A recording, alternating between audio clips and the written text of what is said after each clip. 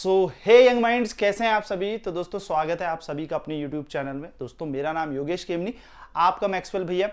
Last class आज है work energy power. कुछ क्वेश्चंस हैं क्लास 11 यानी कि हमने 11 क्लासेस पे कर लिए हैं, सारे टॉपिक कवर कर लिए हैं, कुछ नहीं छोड़ा। जो हमारे एग्जाम के लिए थ्योरी इंपॉर्टेंट थी वो सारी कर डाली है। उसी थ्योरी पे एप्लीकेबल न्यूमेरिकल भी हमने किए हैं और आज हम लास्ट सेशन इसका करने जा रहे हैं जिसमें हम न्यूमेरिकल्स पर ही बात कर रहे हैं, जो क्लास 10th ICSE फिजिक्स में आपके बोर्ड के लिए इंपॉर्टेंट भी है, या आप ऐसे समझ सकते हैं ऐसे कॉन्सेप्ट आपको पता होने चाहिए क्योंकि ऐसे क्वेश्चन आपको पेपर में मिलेंगे। प्रीवियस ईयर क्वेश्चन हम करेंगे, PYQ पर भी बात करेंगे, बट फर्स्ट पहले हम अपनी फाउंडेशन बिल्ड कर लेते हैं कि कैसे कॉन्सेप्ट लगाया जाएगा और कैसे क्वेश्चंस किए जाएंगे। ठीक है, तो नए नए हो, वीडियो देख रहे हो तो लाइक जरूर करो और इस वीडियो को शेयर जरूर करो अपने सभी दोस्तों को, और जो पुराने बच्चे हैं वो तो करें ही करें। ठीक है, तो चलिए बात करते हैं दोस्तों क्वेश्चंस पर। तो देखो कैसा क्वेश्चन आता है, क्वेश्चन को पढ़ने का क्या तरीका होना चाहिए और किस तरीके से उस क्वेश्चन को सॉल्व करना है वो मैं आपको आज बताने वाला हूं।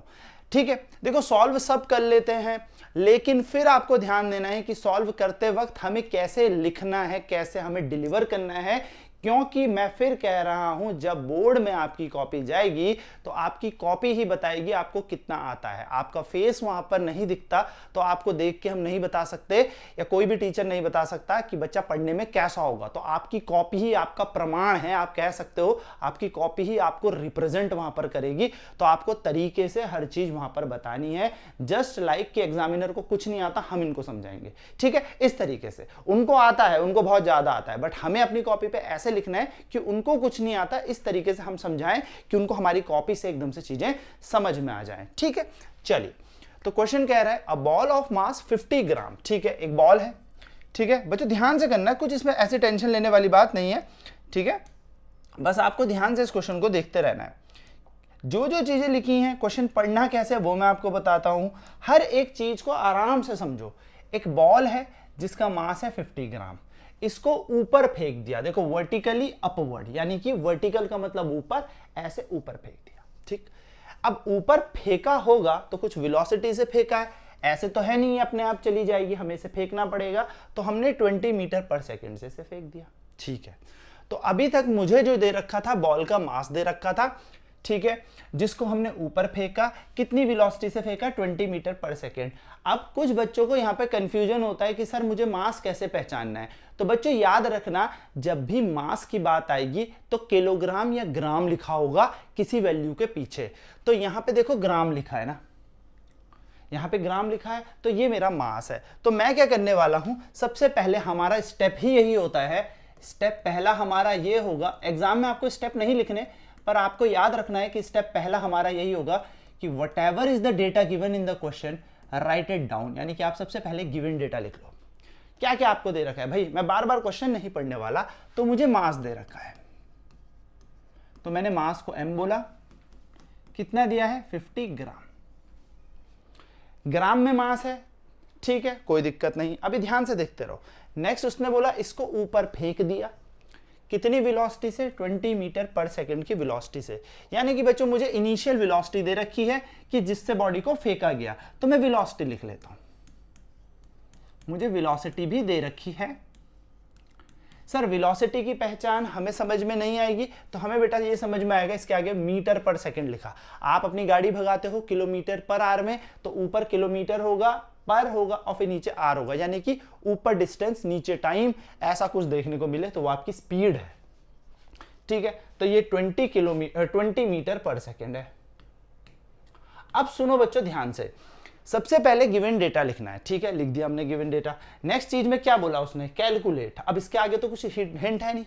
अब निकालो इनिशियल काइनेटिक एनर्जी, मतलब मुझे निकालनी है काइनेटिक एनर्जी। तो फेंका जब मैंने, तो किसी वेलोसिटी से फेंका, तो मुझे सबसे पहले निकालना क्या है, यानी कि मुझे कैलकुलेट क्या करना है।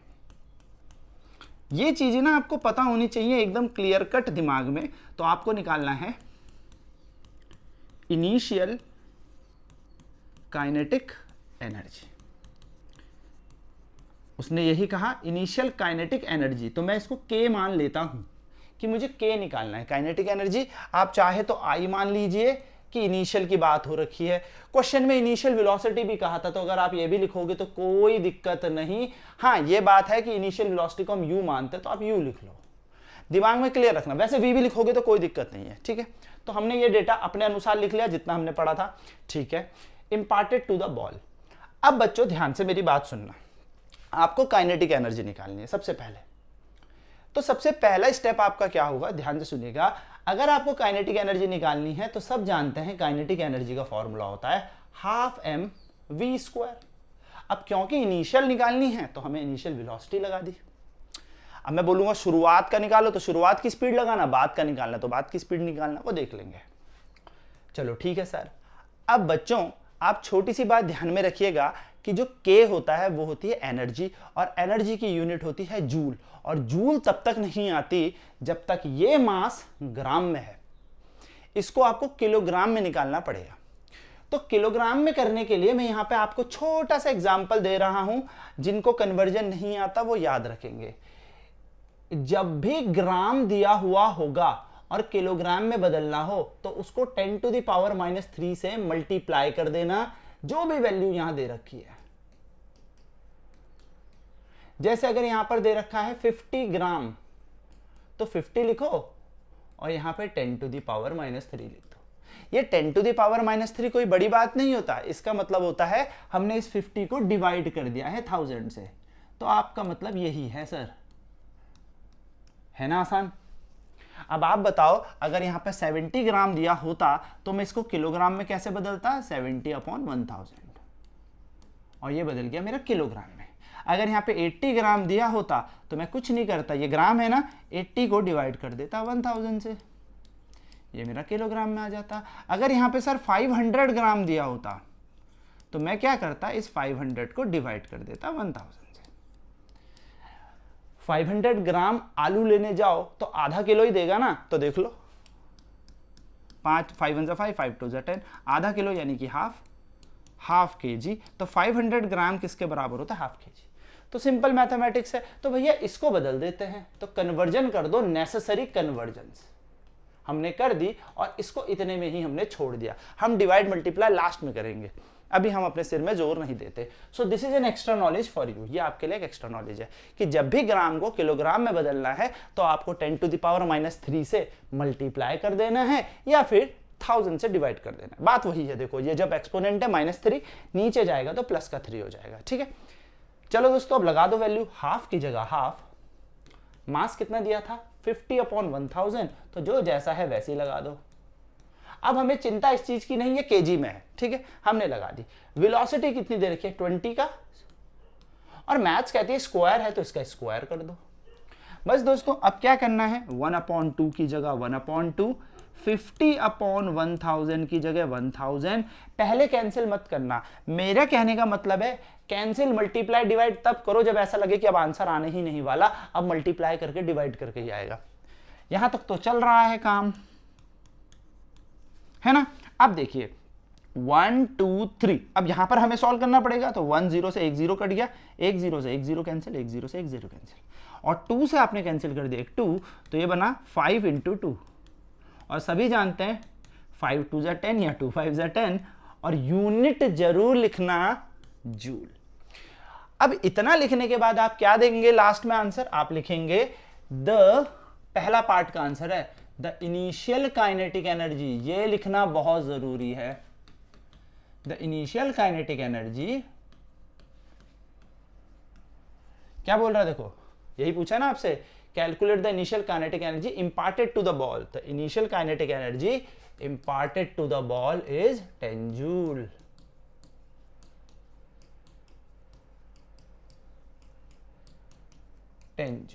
लो भैया पूरे नंबर आ गए, पूरे नंबर मिलेंगे, कोई मार्क्स नहीं कटने वाला, ठीक। तो सर अभी इसमें तो दूसरा पार्ट भी दिया है, हाँ बिल्कुल, तो ये हमारा हो गया। नेक्स्ट लिखा है the maximum height reached if air friction is neglected. मानो हवा ऊपर से कुछ फोर्स लगा ही नहीं रही, अब आप बॉल फेंकोगे तो ऊपर से हवा लगेगी ना, उसने को कोई हवा नहीं लग रही, हवा इसको धक्का दे ही नहीं रही, एयर फ्रिक्शन नेग्लेक्ट है, तो बहुत टेंशन वाली बात खत्म, सीधे बॉल फेंकी चले गई ऊपर। अगर एयर फ्रिक्शन लग रहा होता तो क्या होता, तो इसको ऐसे सोचो कि एक बॉल ऊपर जा रही है और आप उसको हल्का हल्का नीचे खींच रहे हो, तो वो बॉल की स्पीड कम होती और जल्दी कम हो जाती। अगर मैं ऊपर फेंकूं और आप यूं नीचे खींच लो, मानो मैंने गुब्बारा है और यूं किया और आपने रस्सी से हल्का सा नीचे खींच दिया, तो गुब्बारे की स्पीड जो ऊपर जाने वाली है वो कम हो जाएगी। लेकिन यहाँ पर टेंशन नहीं है क्योंकि एयर फ्रिक्शन को नेग्लेक्ट बोल दिया, तो हम उसको हटा देते हैं, तो कोई दिक्कत नहीं। हाइट पूछी है, अब आप खुद बताओ, जब मैं बॉल को फेंकूंगा तो वही वेलोसिटी या वो एनर्जी इसको कहां लेके जाएगी? ऊपर। मैंने इसे फेंका, एक दोस्त ने और तेज फेंका, एक ने ऐसे फेंका, तो बताओ कौन सी ऊपर जाएगी? जिसने तेज फेंका है। क्यों? क्योंकि उसने इसको एनर्जी ज्यादा दी। तो बच्चों होता क्या है, अगर हमारे पास एनर्जी का कोई लॉस ही नहीं हो रहा, कोई उसे खींच नहीं रहा, कोई फोर्स नहीं लगा रहा, तो आप जितनी एनर्जी उसको दोगे उतनी एनर्जी से वो ऊपर जाएगी। यानी कि मैक्सिमम हाइट निकालने के लिए ये काइनेटिक एनर्जी पूरी कंप्लीटली पोटेंशियल में चेंज हो जाएगी। तो सेकंड हमारा केस होगा for let maximum height be, let maximum height be, देखो ऐसे ही करना है, let maximum height be h, माना मैक्सिमम हाइट में h पहुंच गए। ठीक है, तो अब हम लिखेंगे इस केस में, so the initial kinetic energy, the initial kinetic energy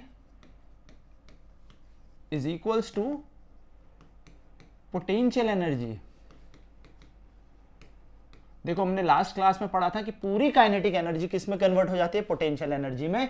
और साइड में लिख दे रहा नो एयर फ्रिक्शन, जब हवा के थ्रू कोई भी फ्रिक्शन या फोर्स नहीं लग रहा। ठीक है, तो इनिशियल काइनेटिक एनर्जी हमने 10 जूल ले ली थी। पोटेंशियल एनर्जी का फॉर्मूला क्या होता था दोस्तों? mgh।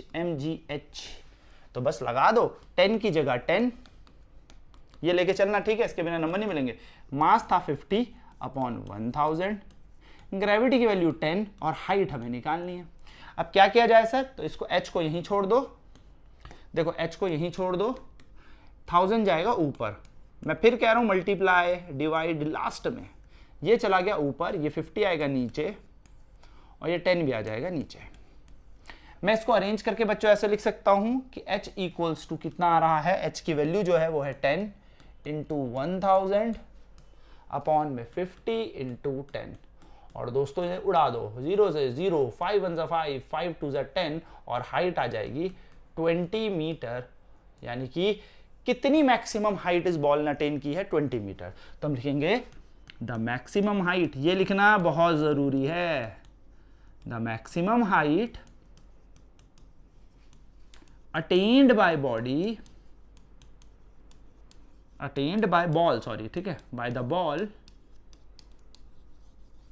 Is 20 meter. और यहां पर आपके इसमें भी पूरा नंबर आ गया। ठीक है, अब तीसरे पार्ट पे बढ़ते हैं। तीसरा पार्ट कहता है the maximum height if 40% of the initial energy is lost. मान लो ऊपर से एयर फ्रिक्शन लग भी गया, एग्जामिनर चाह रहा है कि तुम हर एंगल से सोच लो, बिल्कुल नहीं लग रहा फ्रिक्शन, ये बॉल ऊपर जा रही थी, नीचे कोई धक्का नहीं लग रहा, बॉल ऊपर जा रही, हल्का सा धक्का लग रहा है।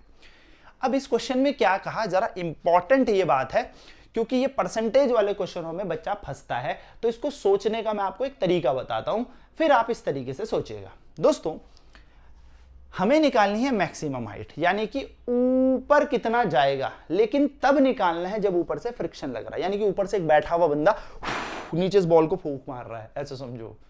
तो कोई इसको नीचे की तरफ फूंक मार रहा है कि रुक जा, तो रुक जा, अब तू ऊपर ना जा। तो आप खुद सोचो, पहले कोई फूंक नहीं मार रहा था तो बॉल ऊपर गई कितना? 20 मीटर, लेकिन अब ऊपर से कोई इसको रोकने की कोशिश कर रहा है, यानी कि अब क्या होगा, अब इसकी कुछ एनर्जी लॉस होगी और ये बॉडी जहां यूं जानी चाहिए थी अब बस यूं ही जा पाएगी, यानी कि हाइट भी रिड्यूस होगी। अब उसने क्वेश्चन में भी कहा कि 40% इनिशियली लॉस्ट हो गई।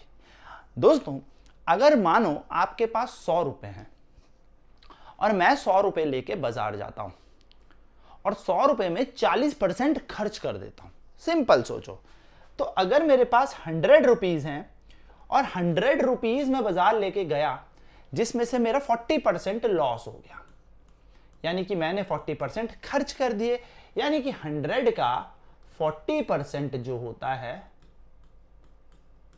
वो 40 ही तो होता है, यानी कि मैंने 40 रुपीज खर्च कर दिए। तो सोचो 100 रुपीज आपके पास थे और आपने 40 की आइसक्रीम खा ली, तो बचे कितने? सोचो 100 थे आपके पास, आपने 40 की आइसक्रीम खा ली, तो बचे कितने? 60। यानी कि आप इस 60 रुपीज लेके अब आगे बढ़ोगे। देखो मैं गया 100 रुपीज लेके, अरे आइसक्रीम वाले भैया आइसक्रीम दे दो, मैंने उन्हें 40 रुपीज दिए, मेरे पे कितने थे? 100, मैंने भैया को कितने रुपए दे दिए? 40 रुपीज, और इन 60 को लेके आगे चला गया। सेम उस बॉल के साथ भी हुआ। जब वो बॉल गई तो बॉल के पास काइनेटिक एनर्जी थी 10 जूल। जब मैंने दी से इनिशियली फेंक रहा था तो 10 जूल, जिसमें से आगे गई और 40% लॉस्ट कर गई, और आगे कितना लेके गई होगी? 60%, राइट। देखो 100 रुपए थे, जिसका 40% आपने खर्च किया तो 40, तो हुआ कितना बचा? 60% लेके आप आगे चले। तो बच्चों 100 में से 40 चला गया तो 60 तो बचा ना, यानी कि 60% लेके ये बॉल आगे चलेगी, यानी कि सिर्फ 60% एनर्जी ही यूज कर पाएगी। यानी कि सर अब क्या किया जाए? तो थर्ड केस में if 40% of energy is lost during air friction, अब यहां पर एयर का फ्रिक्शन आ गया। If 40% of energy is lost during air friction, the body will have only 60% of initial kinetic energy. The body will have only 60% of kinetic energy. Body के पास कितनी kinetic energy होगी? 60% kinetic energy रही होगी to attain या to reach height. तो मानते हैं इस टाइम की हाइट है h डैश, यानी कि जब 40% इसने लॉस कर दिया एनर्जी तो सिर्फ h डैश हाइट तक गई। पहले कितना जा रही थी? h, अब कितना जा पाई? h dash. तो यानी कि सर अगर मैं बोलूं तो पहले काइनेटिक एनर्जी कितनी थी? 10, जिसका 40% खर्च कर दिया तो बचा कितना सर? 60%। और इसी के कारण यही एनर्जी इसको क्या कहेगी? चल बेटा ऊपर mgh डैश। तो 10 की जगह 10, 60 की जगह 60, परसेंट कहता है मुझे हटाओ तो 100 लगा दो, यहां पे आएगा m, जो कि निकाला है हमने 50/1000। ये भूलना नहीं है, ये kg है। g की जगह 10 और h डैश हमें निकालना है। अब क्या किया जाए? तो देखो इसको मल्टीप्लाई यहां कर देंगे तो यह आएगा 10 इंटू 60 इंटू 1000, 10 इंटू 60 इंटू 1000, नीचे बैठा 100 अपने ही जगह पर, 50 आएगा नीचे और ये 10 भी आ जाएगा नीचे, और यहां बच जाएगा h डैश। निकाल लो जितने जीरो उड़ा सकते हो, 1 2 3 4, 1 2 3 4। ऊपर बैठा है 10 इंटू 6 और नीचे बैठा है 5 h डैश। तो अब देखिए 5 1 जा 5, 5 2 जा 10, और अब जो हाइट आएगी वो आएगी 12 मीटर, यानी कि अब सिर्फ 12 ही मीटर गई है। यानी कि एयर फ्रिक्शन से ये बॉडी सिर्फ 12 मीटर ही ऊपर जा पाई। एयर फ्रिक्शन ने इसे कितना रोक दिया कि बेटा 12 मीटर से ऊपर तू मत चले जाना, समझे? तो इस तरीके से आप इस क्वेश्चन को आराम से सॉल्व कर सकते हो कि 12 मीटर ऊपर ही बॉडी गई है, ज्यादा ऊपर ये बॉडी नहीं जा पाएगी। सिंपल आसान सा तरीका है। 60% एनर्जी, 40 लॉस हो गई तो 60 से ही तो आगे गई। ऐसे समझो आपने 100 रुपए का तेल भराया, 40 रुपए का वहीं गिर गया, तो 60 ही के पेट्रोल से तो गाड़ी आगे जाएगी। तो 60% तेल से या 60% एनर्जी से बॉडी ने कितनी हाइट अचीव की? mgh dash. h डैश एक हमने नई हाइट मान ली। तो आई होप आपको ये क्लियर होगा। चलो तो हम यहां पर लास्ट स्टेप में क्या लिखेंगे? The height attained by body या ball when 40% of energy is lost due to air friction, the height attained by the ball when 40% of energy is lost due to air friction is 12 meter. और बच्चों यहाँ पर आपका answer खत्म हो जाएगा और यहाँ आपको मिलने वाले हैं फुल आउट ऑफ फुल, क्योंकि आपने कुछ भी ऐसा नहीं छोड़ा जो आपने बताया ना हो। ठीक है, तो ये 10 मीटर पर सेकेंड है। ठीक है, तो ये बात याद रखना है। इस तरीके से आप पूरे क्वेश्चन को सॉल्व कर सकते हैं and full out of full question मिल गया ना नंबर। तो ऐसा आपको पूरा लिखना है। अब सर हाथ दर्द होता है, यस होता है, लेकिन आपको लिखना पड़ेगा। मैं भी लिख रहा हूं ना, मैं क्यों लिख रहा हूं आपको बताने के लिए कि आपको ऐसी चीजों को लिखना पड़ेगा, पिरो पिरो के आना पड़ेगा। जो बच्चे कहते हैं ना हमें पेपर तो पूरा आता था, नंबर नहीं मिले, एक बार ये ट्राई करके देखो, आपको मार्क्स मिलेंगे, पक्का मिलेंगे।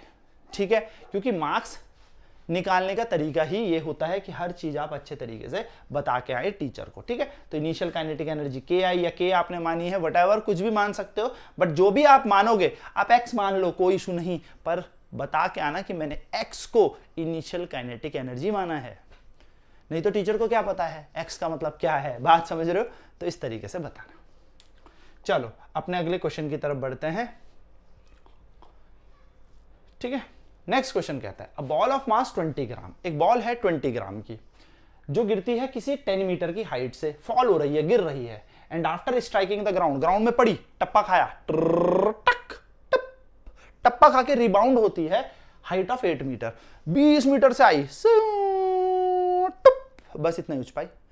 बहुत ऊपर से आ रही थी ना बॉल, 20 मीटर से आ रही थी, 20 मीटर से आ रही थी, टप्पा खा के बस 8 मीटर ही ऊपर गई।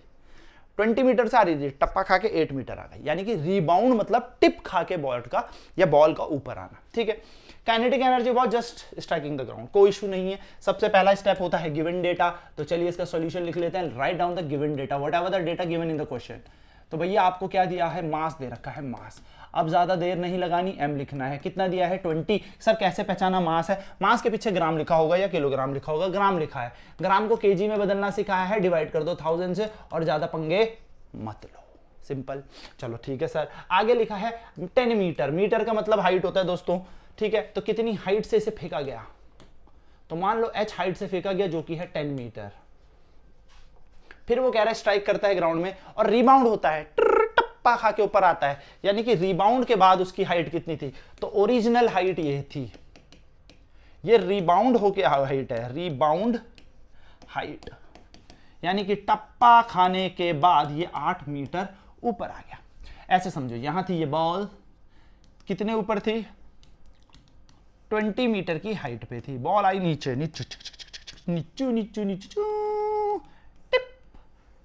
बस इतना ही ऊपर आ पाई, यानी कि बॉल सिर्फ 8 मीटर ही ऊपर आई। अब बॉल यहां पर कहीं पर आई होगी, तो ये इसकी इनिशियल कंडीशन है, ये इसकी फाइनल। भैया छोड़ी तो 20 मीटर से थी, टप्पा खा के 8 ही मीटर ऊपर आई। So this is h and this is h dash. Mass बदलने वाला नहीं, 20 ग्राम ही रहेगा, केजी में मैंने बदल दिया। ठीक है, चलो ठीक है सर, आगे करते हैं। क्या कहना चाह रहा है क्वेश्चन, क्वेश्चन कह रहा है kinetic energy of ball just striking the ground. तो ठीक है, सबसे पहला पार्ट हम निकालने जा रहे हैं, kinetic energy, kinetic energy of ball, of ball just striking the ground, just striking the ground, यानी कि सर काइनेटिक एनर्जी तो होता है हाफ mv²। हाँ सर, इससे निकाल लेंगे, पर वेलोसिटी तो है ही नहीं है, अब क्या किया जाए, वेलोसिटी तो है ही नहीं, आपके पास वेलोसिटी नहीं है दोस्तों, तो निकलेगी नहीं क्या काइनेटिक, ना ना भैया, बिना वेलोसिटी को तो नहीं आता निकालना। नहीं दोस्तों, कॉन्सेप्ट समझो, जितनी एनर्जी उस पे स्टार्टिंग में रही होगी, जितनी पोटेंशियल एनर्जी रही होगी, वो पूरी काइनेटिक में कन्वर्ट हो गई होगी। Energy can neither be created nor be destroy, but it can transform from one form to another, यानी कि एनर्जी को हम बना नहीं सकते, मिटा नहीं सकते, पर ट्रांसफॉर्म कर लेंगे। यानी कि जो 20 मीटर के हाइट में एनर्जी थी, दैट विल बी कन्वर्टेड, पूरी देखो नीचे आ रही है बॉडी, तो पोटेंशियल कम हो रही होगी और काइनेटिक बढ़ रही होगी, यानी कि just before hitting the ground the entire potential energy will convert into kinetic energy. कौन सी पोटेंशियल एनर्जी, जो 20 मीटर की हाइट से थी, ये तो बात की कहानी है, टकराने के बाद, बिफोर स्ट्राइकिंग द ग्राउंड, यानी कि यहां से जब आ रही होगी बॉडी, तो हम क्या कहेंगे, हम यहां पे ये कहेंगे कि काइनेटिक एनर्जी होगी आपके पास mgh। क्यों होगी, क्योंकि kinetic energy of ball just striking the ground is equals to potential energy of body या of ball at original height, ऐसे लिख दो, कोई दिक्कत नहीं। पूरी पोटेंशियल एनर्जी कन्वर्ट हो गई होगी। कॉन्सेप्ट क्या है? The entire potential energy will be converted to kinetic energy. तो निकाल लेते हैं। तो पोटेंशियल एनर्जी ओरिजिनली क्या होगी? mg h, h डैश तो नई पोटेंशियल एनर्जी है। m कितना है? 20/1000। g की वैल्यू 10, हाइट की वैल्यू अभी दे रखी थी 20। तो दोस्तों उड़ा दो 1 2 3 1 2 3, है ना? कुछ छूट गया क्या? एक सेकंड है, फिर से देखो कुछ छूटा कि m की वैल्यू कितनी दे रखी? 20 ग्राम ना, ठीक है, 20/1000, ठीक है। फिर से करता है 20/1000, g की वैल्यू 10, हाइट की वैल्यू भी कितनी है? 10, है ना? हाइट 20 है दोस्तों, 20। तो 1 2 3 1 2 3, काइनेटिक एनर्जी आ जाएगी 4 जूल आपकी काइनेटिक एनर्जी आ जाएगी। क्लियर है?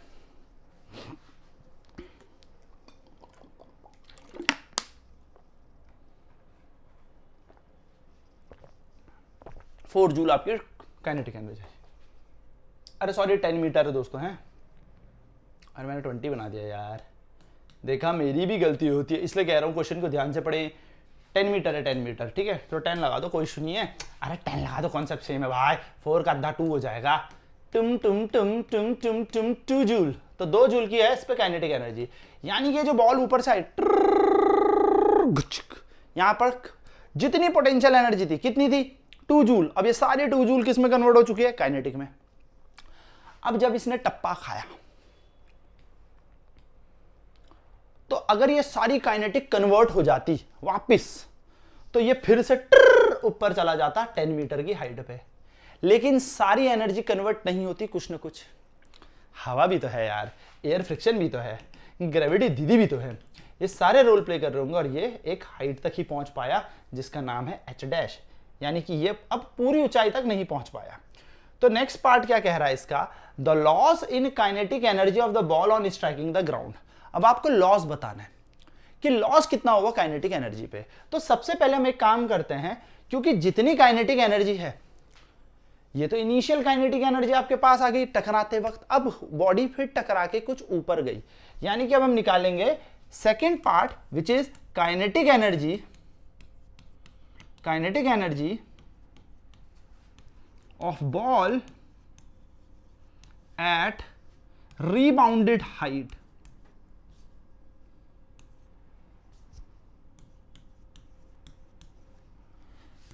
ये हमें मिल जाए कि नई काइनेटिक एनर्जी कितनी है, टप्पा खाने के बाद जहां वो पहुंच गया है, अब काइनेटिक एनर्जी कितनी है। तो रीबाउंडेड हाइट के लिए दोस्तों अब फॉर्मूला लगाएंगे हम mg h डैश। निकाले पहले, तो चलिए निकालते हैं। तो m कितना है? 20/1000, g की वैल्यू कितनी है? 10, और h है 8।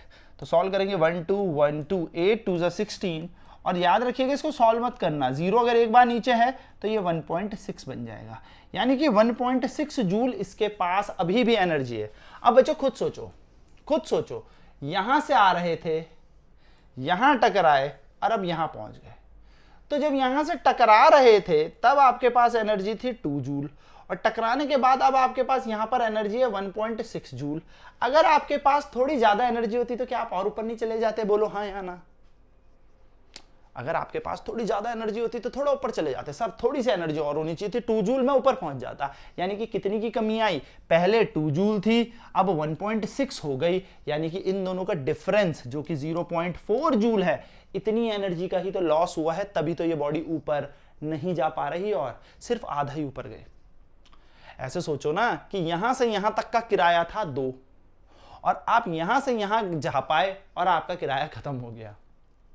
आपके पास यहां से यहां तक का किराया था 2 रुपए, तो आप 2 रुपए देके यहां पहुंच गए, लेकिन सिर्फ यहीं तक पहुंच पाए 1.6, या फिर मैं बोलूं 1.6 रुपए देके। तो अगर आपको पूरा वापस पहुंचना था तो आपको कितने की कमी पड़ गई?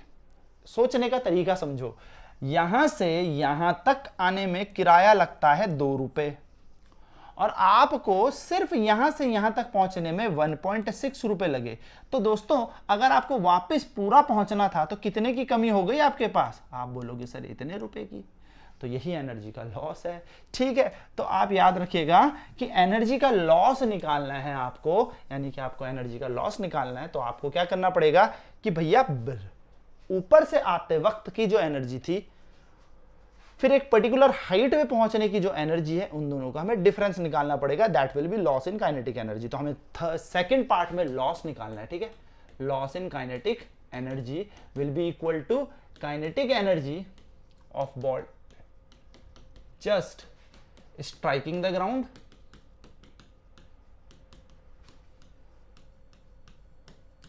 Minus kinetic energy of the ball at rebounded height। तो आप बोलोगे 2 जूल माइनस 1.6 जूल, तो लॉस कितना आ गया? Loss in kinetic energy is 0.4 joule. तो आप इसका आंसर देखेंगे, the loss in kinetic energy will B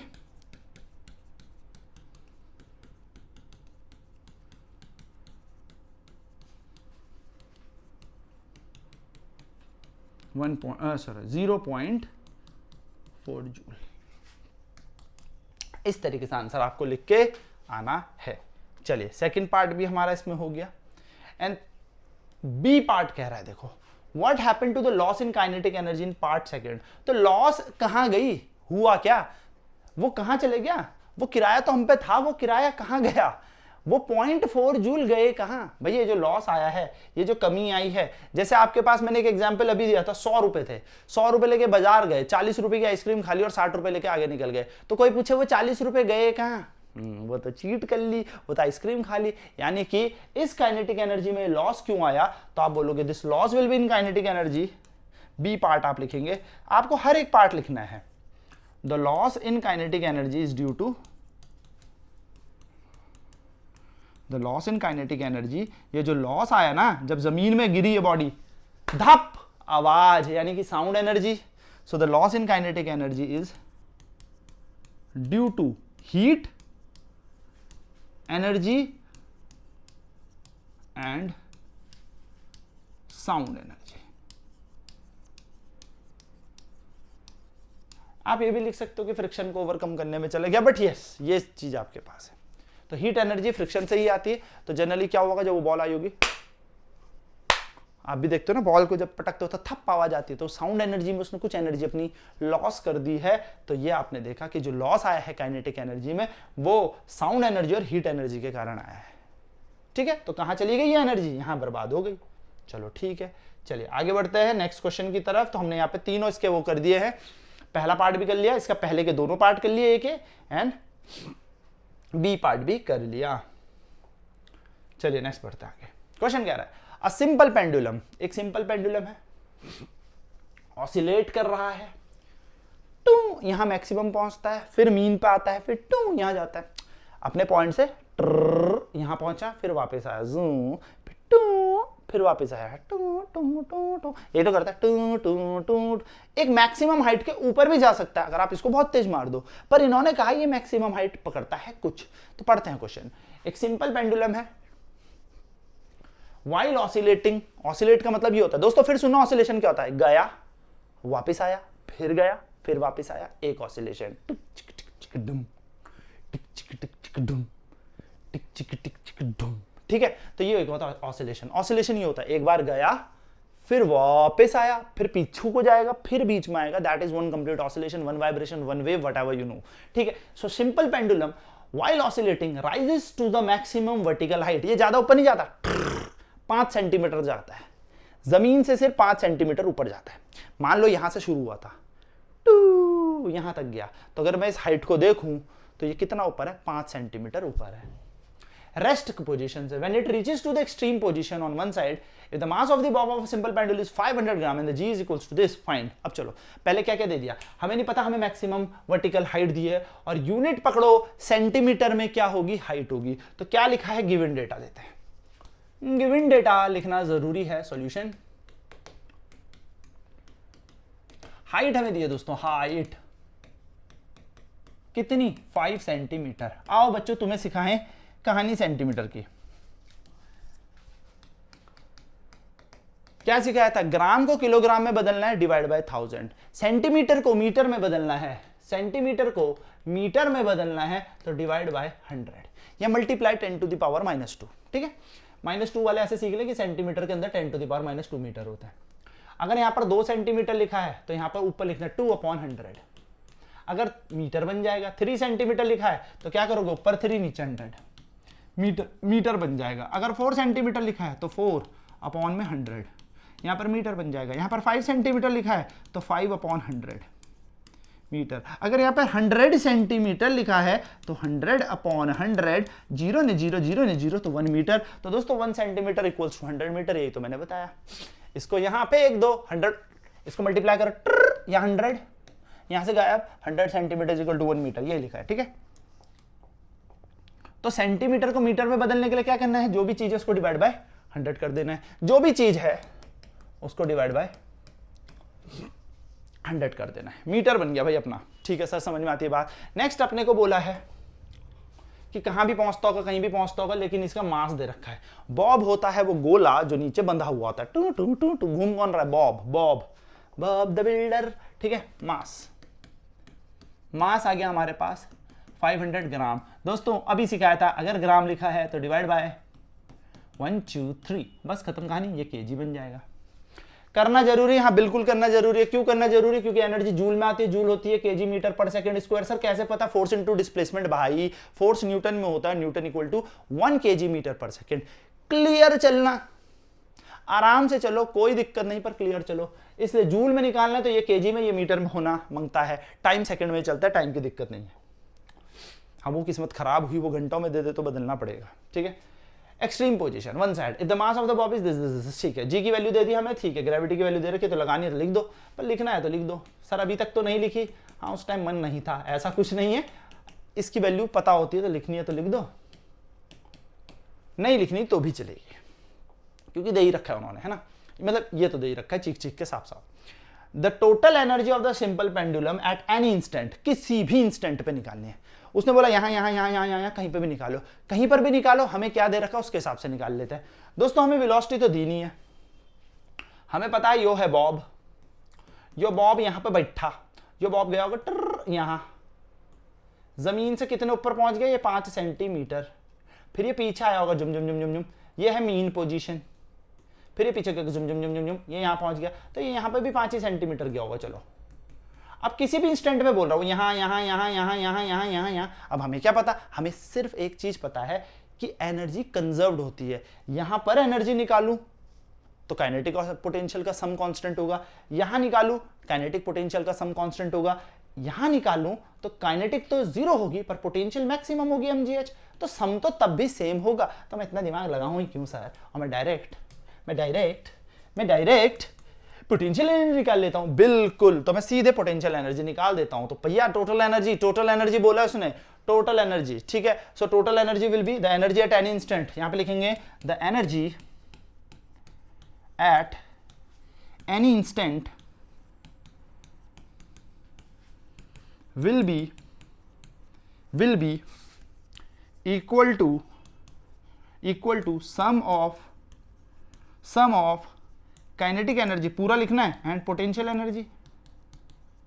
सो हम लिखेंगे एट एक्सट्रीम पॉइंट यानी कि एकदम कोने पे, एकदम मोस्ट कह सकते हो हाइट पे, ठीक है। Extreme point, eight extreme point. अब सुनो दोस्तों, एक्सट्रीम पॉइंट पे काइनेटिक एनर्जी इज 0। भाई क्यों? क्योंकि अगर इसके पास कुछ एनर्जी होती तो ये रुकेगा क्यों, तो और ऊपर चला जाएगा, यानी कि इसके पास वेलोसिटी नहीं है, ठीक है। लेकिन पोटेंशियल एनर्जी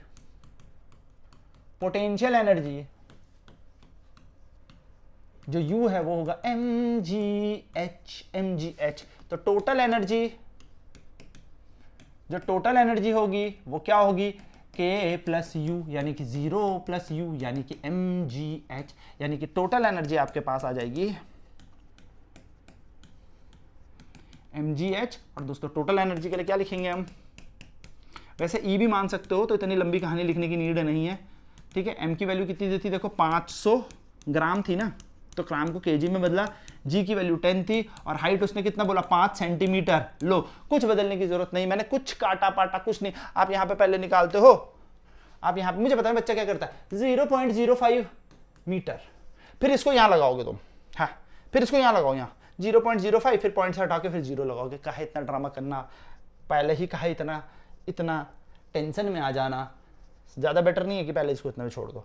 बस सर 0 से 0 उड़ो, 1 2 1 2 1 1, अब करो कितना आया 25 है ना, 5 × 5 अपॉन 100। करना ही क्यों है, देखो करने का तरीका अपना अपना है भाई। मैं तो इसको ऐसे करता हूँ 10 × 10, 5 1 जा 5, 5 2 जा 10, ऐसे नहीं भाई, मैं करूंगा यहां पर 5 5 जा 25 और नीचे है 100। और मुझे पता है जब नीचे 0 होते हैं तो ज्यादा टेंशन नहीं लेनी, 0.25 लगा देना है। कितने बार 0 है, 2 बार, तो 1 2, बस खत्म, टोटल एनर्जी आ गई। देखो हर तरीके के क्वेश्चन के लिए अपनी अप्रोच सही रखो, बाकी कैलकुलेशन तो कैसे भी कर लो, ठीक है, ये अब आपकी हेडेक है। तो टोटल एनर्जी कितनी आ गई, total energy at any instant is 0.25 joule. ये अपना पहले का आंसर आ गया, ठीक है। चलो ठीक है सर, ये क्वेश्चन बन गया। नेक्स्ट करते हैं। नेक्स्ट क्वेश्चन क्या कह रहा है, the velocity of the Bob it's mean position, velocity of Bob it's mean position, mean position जितनी पोटेंशियल थी वो परिवर्तित हो रही थी काइनेटिक में, क्योंकि जब हाइट थी तो पोटेंशियल mgh थी, काइनेटिक कुछ थी नहीं। देखो ना एक्सट्रीम पॉइंट पे मैंने क्या लिखा, एक्सट्रीम पॉइंट पे काइनेटिक एनर्जी क्या है दोस्तों, 0। यहां पे काइनेटिक एनर्जी थी 0 और पोटेंशियल थी mgh। अब वो कह रहा है मीन पोजीशन में बताओ, इसको कहते हैं मीन पोजीशन।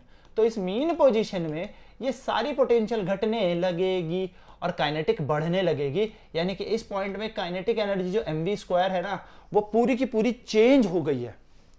पोटेंशियल ने पूरा का पूरा काइनेटिक को बोल दिया तू बन जा, ले काइनेटिक मैं तुझे आशीर्वाद देती हूं, मेरा रूप तू ले ले। यानी कि इस मीन पोजीशन में काइनेटिक और पोटेंशियल बराबर, यानी कि दोस्तों m ने m को मारा, ये 2 जाएगा ऊपर, और हमने लास्ट क्लास में पढ़ा था 2gh v = √2gh, ये कॉन्सेप्ट भी बता दिया मैंने, ठीक है। तो अभी यहां पे लिख लेंगे कि सेकंड पार्ट द काइनेटिक, मैं के ही लिख रहा हूं, आपको पूरा लिखना है काइनेटिक एनर्जी, फिर ब्रैकेट में के ही लिखी जाएगा या के ही जो भी जैसे लिखना है, ठीक है। The kinetic energy at mean position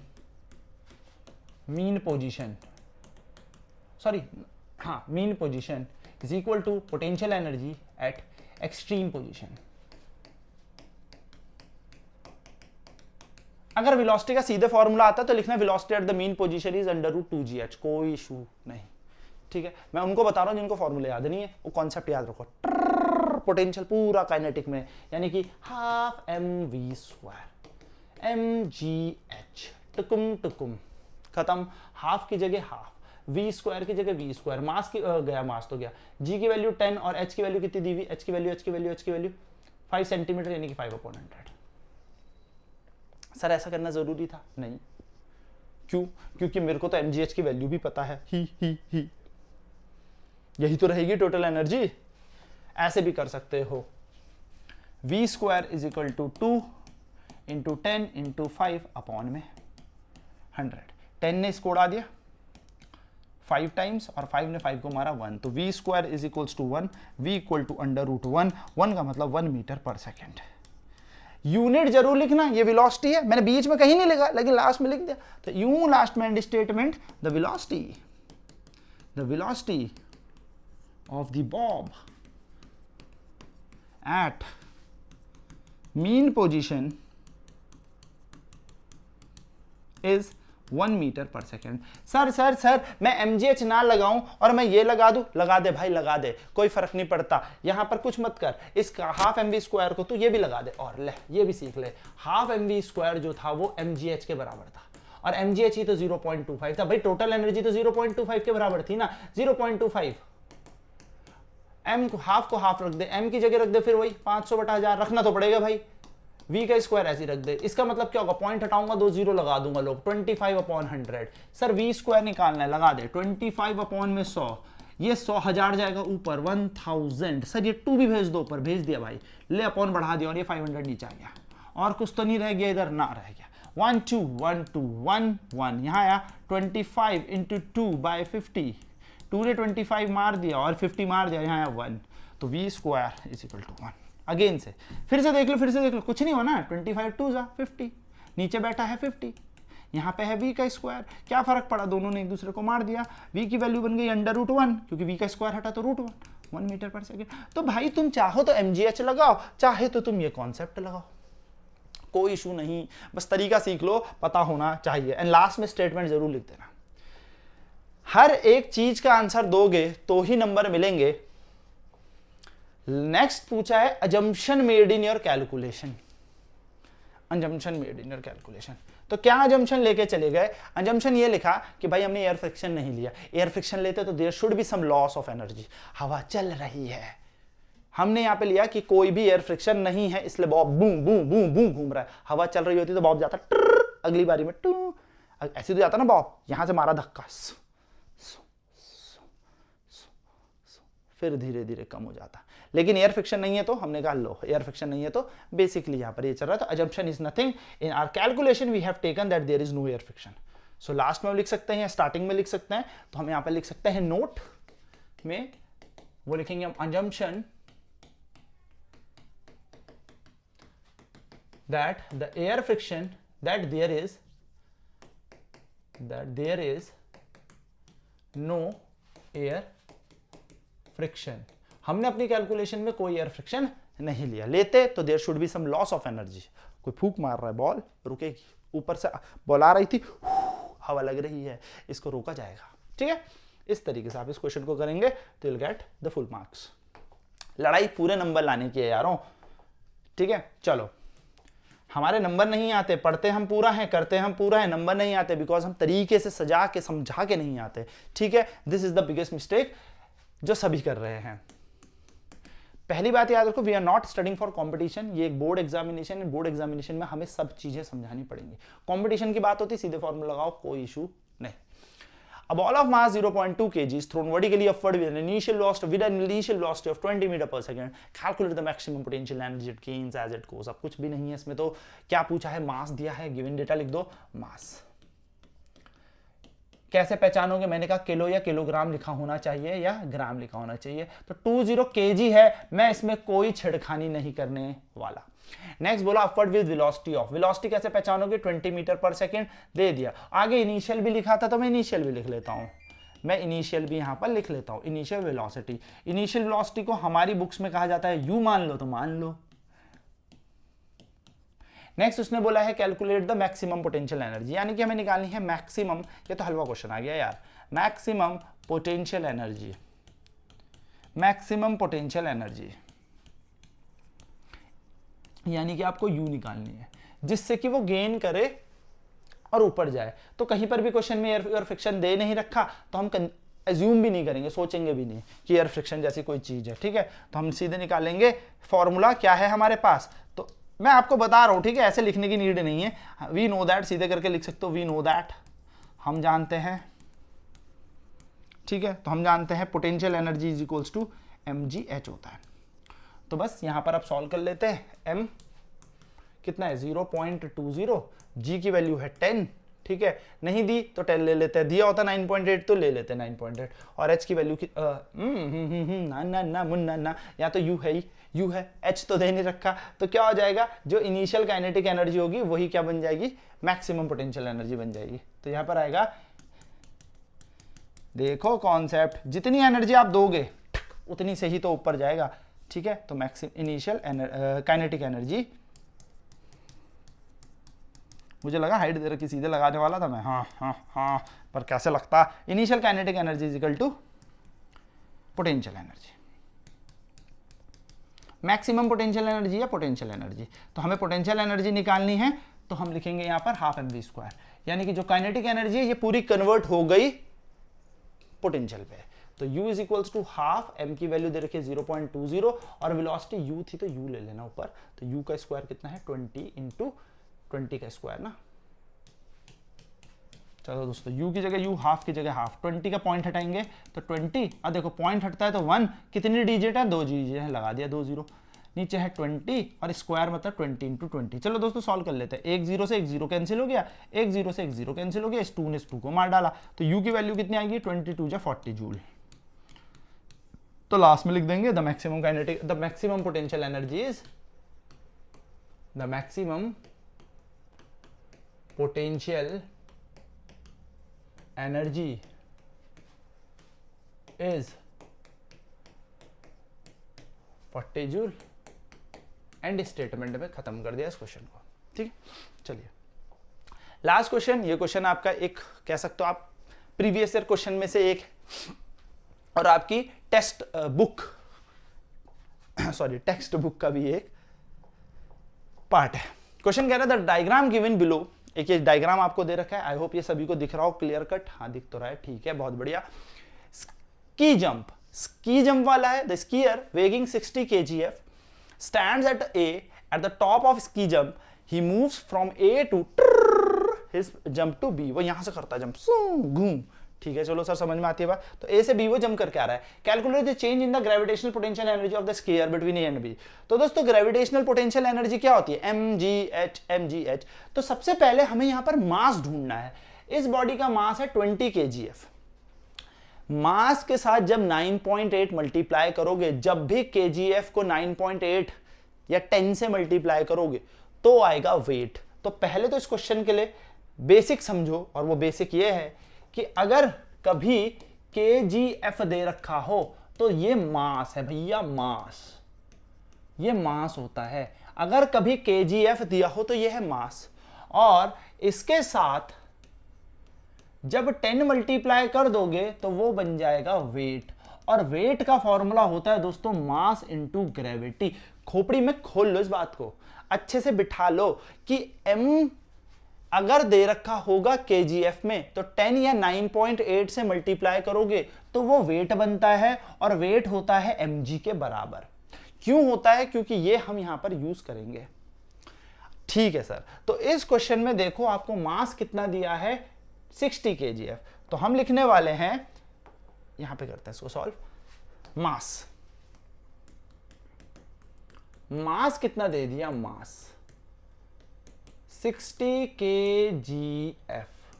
और दोस्तों अगर मैं वेट बोलूं आप लोगों से कि वेट निकाल लो इसका, तो वेट को मैं W मान लेता हूं, छोटा w, वो होता है मास इनटू ग्रेविटी। तो ग्रेविटी की वैल्यू तो 10 मैं एज्यूम कर ही रहा हूं, ग्रेविटी की वैल्यू तो दे ही रखी है, नहीं दे रखी तो मैं एज्यूम कर लेता हूं 10 मीटर पर सेकंड स्क्वायर। तो वो हो जाएगा 60 इंटू 10 यानी कि 600 न्यूटन।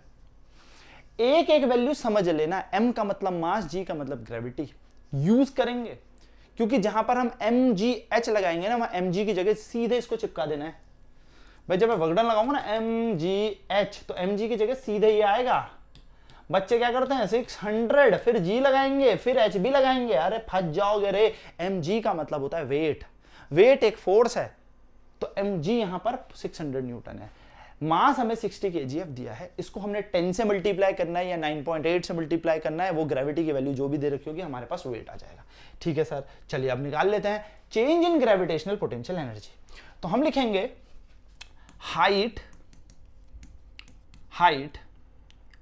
एक ले लेते हैं हम एट ए, उसको हम मान लेते हैं h1, जो कि 75 मीटर हमें दे रखी है। हम कहां पे है, हम यहां पे ना 75 मीटर की हाइट पे, तो हमने इसको h1 मान लिया। इसको हमने एक काम करें h1 मान लिया, और ये हो गया h2, यानी कि यहां पर अभी है भाई वो 2g भागा, यानी कि इसमें जो गैप आया होगा, यहां पर एनर्जी कितनी मान लेंगे u1, यहां पर एनर्जी मान लेंगे u2, इन दोनों का जो गैप आएगा that is the change. Change का मतलब होता है कितना परिवर्तन हो गया, पहले कितनी एनर्जी थी अब कितनी एनर्जी हो गई, बदल कितना गई। तो चलिए हमने हाइट मान ली ए की h1, और हाइट एट बी हमने मान ली h2, जो कि हो गई 15 मीटर। ये क्वेश्चन के अकॉर्डिंग हमने देख लिया। फिर से देख लो, फिर से देख लो, फिर से देख लो। तो b की हाइट आ गई, h की हाइट आएगी। अब क्या निकालना है, सबसे पहला क्वेश्चन, यस पोटेंशियल एनर्जी का गैप। तो हम निकालते हैं, चलो सबसे पहला लेट पोटेंशियल एनर्जी या gravitational potential energy, let gravitational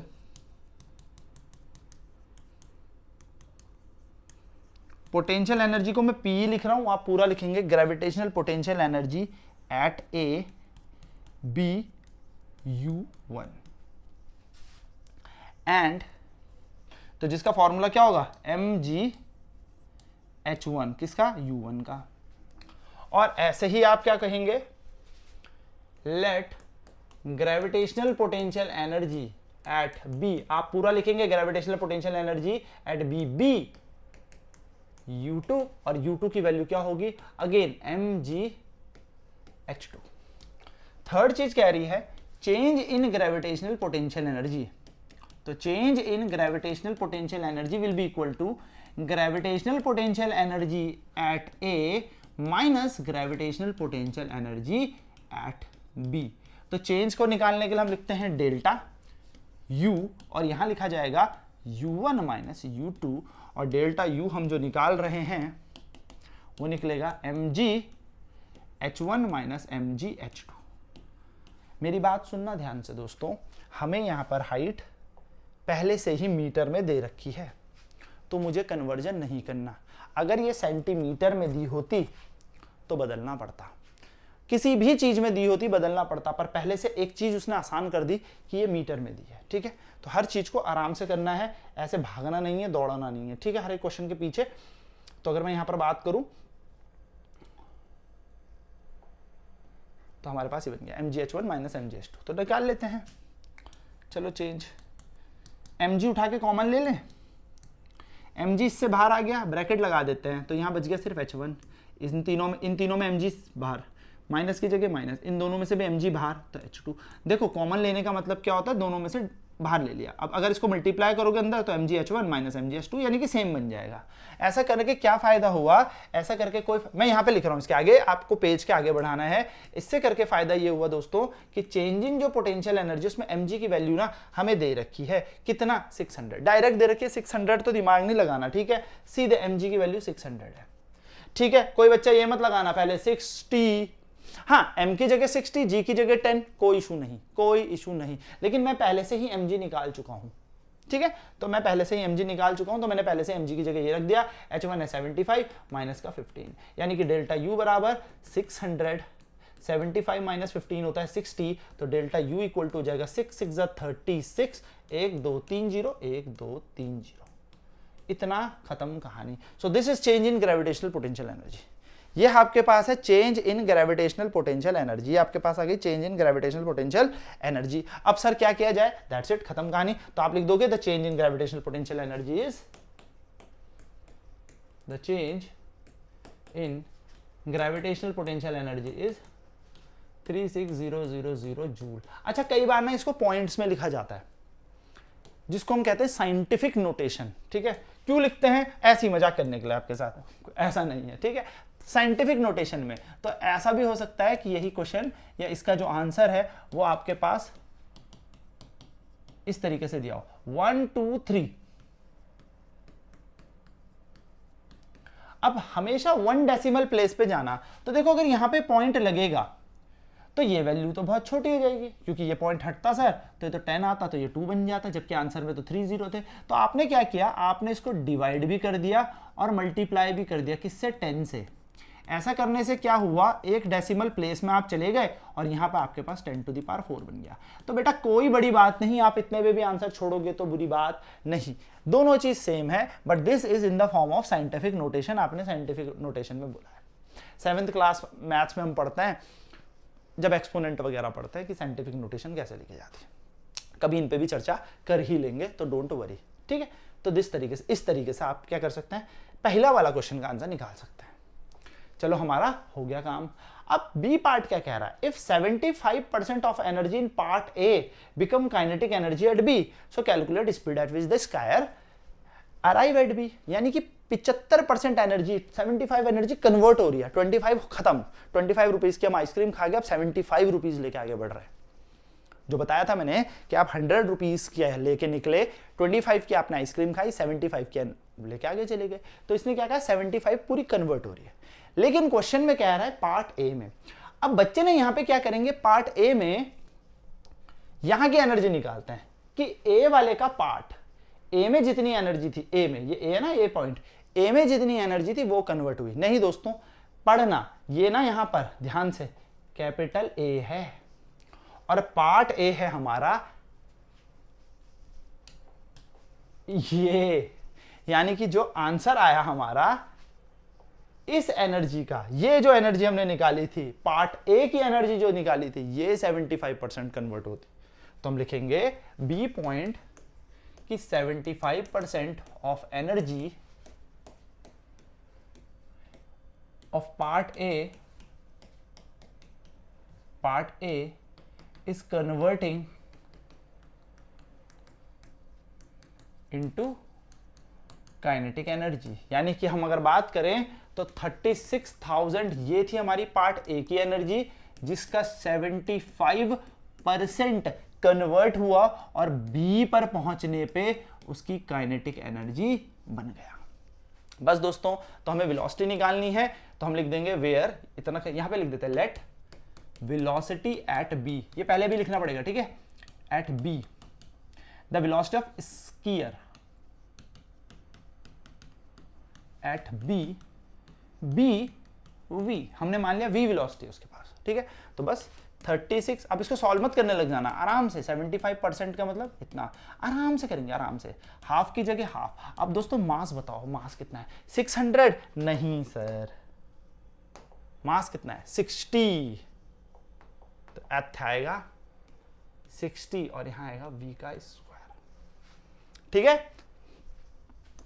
तो 36 देखो कैंसिल करने कर लेना, इसको ऐसे छोड़ दो, 1 2 3, 75 को 75, नीचे आ गया 100, यहां से आ जाएगा 60 नीचे, इसका 2 चला जाएगा ऊपर और यहां बच गया v का स्क्वायर। चलो सॉल्व कर लेते हैं, 1 2 3 1 2 3, 6 1 जा 6, 6 6 जा 36। तो यहां पर आया 6 into 75 into 2 which is equal to v का स्क्वायर। यानी कि हम देखें तो v square is equals to आ गया हमारे पास 75 इंटू 12, 6 2 12, नहीं भी करना तो 6 इंटू 2 कर लो।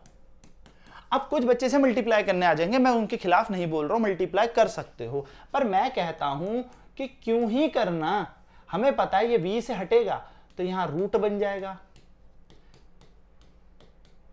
बेटा मल्टीप्लाई करोगे 75 इंटू 2 करोगे या 6 2 जा 12 कर दोगे, सॉरी 16 नहीं 6 है, 6 2 जा 12 करोगे, फिर 12 को 75 से करोगे, फिर रूट ढूंढोगे, क्योंकि दिमाग लगाना, बचपन में पढ़ा था कि भैया 75 को तोड़ दो, कितने तोड़ सकते हैं? 25, 3 जा 75, 6 को तोड़ दो, 3 2 जा 6 एंड 2 को तोड़ दो। सर ये कैसे तोड़े, ये तो आता नहीं। अरे 5 इंटू 5 करके तो कर सकते, अरे फैक्टर करने तो आते ही होंगे, 5 1 जा 5, 5 3 जा 15, यही किया मैंने। 25 का टेबल याद नहीं है तो ये कर सकते हो। v ऐसी देखो, 25 जो रूट से बाहर जाएगा तो 5, 3 3 का एक पेयर बन गया तो भाई, सर ये क्या कर रहे हो? देखो कुछ नहीं, 25 को मैं 5 इंटू 5 लिखता हूँ, 3 को मैं 3 इंटू 3 लिखता हूँ, 2 को मैं 2 इंटू 2 लिखता हूँ। सर इससे बढ़िया तो मल्टीप्लाई कर लेते। नहीं भाई, सीखो, ऐसी कोई वैल्यू आ जाएगी कब तक मल्टीप्लाई करोगे, ये सीखना बहुत जरूरी है। तो पेयर बना लो 2 2 के, तो 2 बार, यानी कि 1 बार, 5 और 5 2 बार हैं तो रूट से बाहर 1 बार आ जाएगा।